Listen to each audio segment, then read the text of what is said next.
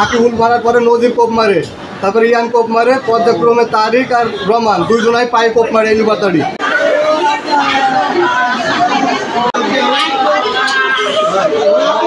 চুয়াডাঙ্গার দামুরহুদায় পৈতৃক সম্পত্তি নিয়ে বিরোধের জেরে জয়নুল মণ্ডল নামে এক কৃষককে কুপিয়ে হত্যা করা হয়েছে। এই ঘটনায় গুরুতর জখম হয়েছেন আরও ৩ জন।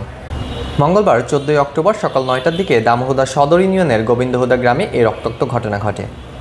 খবর পেয়ে চুয়াডাঙ্গা সহকারী police super Damurhuda circle Mostafizur Rahman ঘটনাস্থল পরিদর্শন করেছেন। এলাকায় বর্তমানে থমথমে পরিস্থিতি বিরাজ করছে। স্থানীয়রা জানান, সকালে জয়নুল মণ্ডল মাঠে কাজ করছিলেন। হঠাৎ নুরুল হক পেশকার ও তার লোকজন দা হাসুয়া ও শাবল দিয়ে হামলা চালায়। এতে জয়নুল সহ জাহিদ মণ্ডল, খাজা মণ্ডল ও দীপু গুরুতর জখম হন। খবর পেয়ে পরিবারের সদস্যরা তাদের উদ্ধার করে চুয়াডাঙ্গা সদর হাসপাতালে ভর্তি করেন। সেখানে চিকিৎসাধীন অবস্থায় বেলা 11:30টার দিকে জয়নুলের মৃত্যু হয়।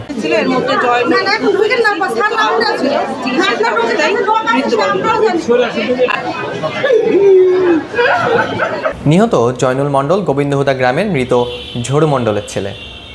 পরিবারের অভিযোগ, মৃত নূরবক্স মণ্ডলের ছেলেদের সঙ্গে একই গ্রামের বরকত মণ্ডলের ছেলে নুরুল হক পেশকারের সঙ্গে দীর্ঘদিন পৈতৃক সম্পত্তি নিয়ে বিরোধ চলে আসছিল।